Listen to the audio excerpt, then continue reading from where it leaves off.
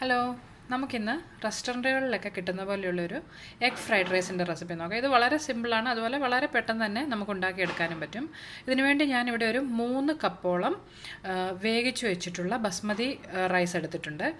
നമ്മളെപ്പോഴും ഈ fried rice ഉണ്ടാക്കുന്നതിന് കുറച്ച് നേരം മുമ്പ് തന്നെ അരി വേവിച്ച് അതൊന്ന് തണുത്തതിന് ശേഷം വേണം ആ ചോറ് നമ്മളിതിലേക്ക് യൂസ് ചെയ്യാൻ. അങ്ങനെ ചെയ്യുമ്പോൾ നമ്മൾ ഈ ഫ്രൈഡ് റൈസിന് വേണ്ടി മിക്സ് ചെയ്യുമ്പോൾ ആ ചോറ് പൊട്ടിപ്പോകാതെ നല്ല നീളത്തിൽ തന്നെ നമുക്ക് കിട്ടുന്നതായിരിക്കും. അപ്പോൾ എപ്പോഴും കുറച്ചേറെ നേരം മുമ്പ് തന്നെ നിങ്ങളിത് വേവിച്ച് അത് തണുത്തതിന് ശേഷം ഉപയോഗിക്കാൻ ശ്രദ്ധിക്കണം. പിന്നെ ഇതിലേക്ക് ചേർക്കുന്നതിന് വേണ്ടി ഒരു 3 മുട്ട എടുത്തിട്ടുണ്ട്. ഞാനിവിടെ കോഴിമുട്ടയാണ് എടുത്തിട്ടുള്ളത്. 3 വലിയ മുട്ടയാണ് ഇതിലേക്ക് വേണ്ടിയിട്ട് എടുത്തിട്ടുള്ളത്. പിന്നെ ഇതിലേക്ക് ചേർക്കുന്നതിന് വേണ്ടിയിട്ട് ഒരു 3-4 അല്ലി വെളുത്തുള്ളി, കുറച്ച് വലിയ അല്ലിയാണ് ഞാൻ എടുത്തിട്ടുള്ളത്, അത് ചെറുതായിട്ട് അരിഞ്ഞെടുത്തിട്ടുണ്ട്. പിന്നെ കുറച്ച് സ്പ്രിംഗ് ഒനിയൻ എടുത്തിട്ടുണ്ട്, അതും ചെറുതായിട്ട് അരിഞ്ഞെടുത്തിട്ടുണ്ട്. അതുപോലെ അതിൻ്റെ ആ സ്പ്രിംഗ് ഒനിയൻ്റെ ബൾബും ഇവിടെ എടുത്തിട്ടുണ്ട്, ഇതും നമുക്ക് ചെറുതായിട്ട് അരിഞ്ഞെടുക്കണം. നിങ്ങളുടെ കയ്യിൽ ഈ സ്പ്രിംഗ് ഒനിയൻ ബൾബ് ഇല്ല എന്നുണ്ടെങ്കിൽ ഇതിന് പകരം സവാള ചെറുതായിട്ട് അരിഞ്ഞെടുത്താലും മതിയാവും.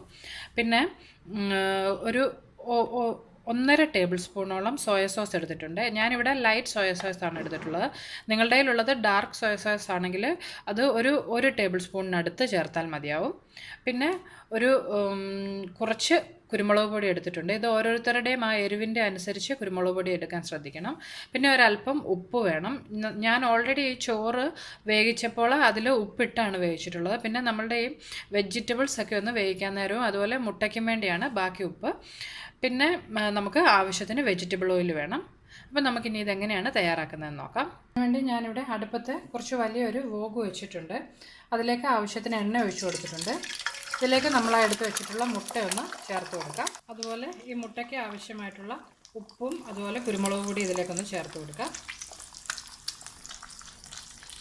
ഇതിനി നന്നായിട്ടൊന്ന് നമുക്ക് സ്ക്രാമ്പിൾ ചെയ്തെടുക്കണം.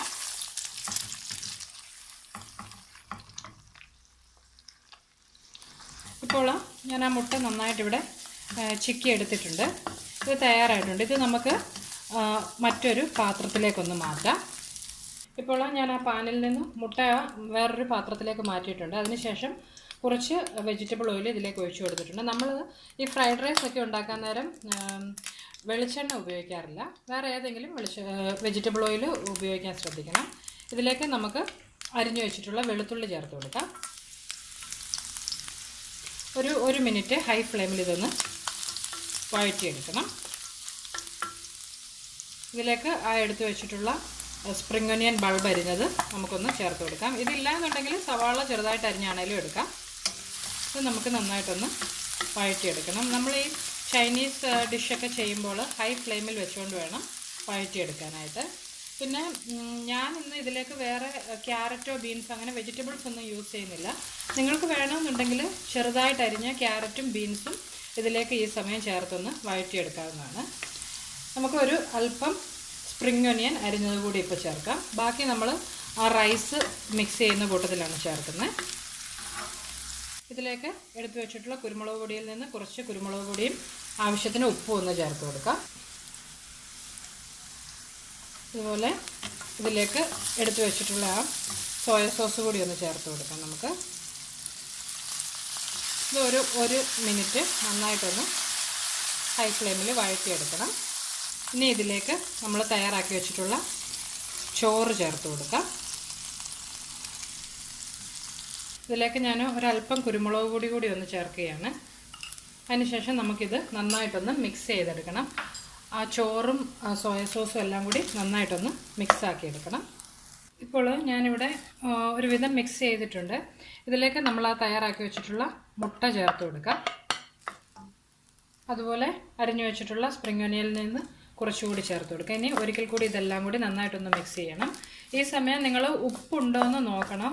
ഉപ്പ് വേണമെന്നുണ്ടെങ്കിൽ ഒരല്പം ഉപ്പ് കൂടി ഈ സമയം നമുക്ക് ചേർത്ത് കൊടുക്കാം. ഇതിപ്പോൾ ഇവിടെ ഞാൻ നന്നായിട്ട് എല്ലാം കൂടി ഒന്ന് മിക്സ് ചെയ്തെടുത്തിട്ടുണ്ട്.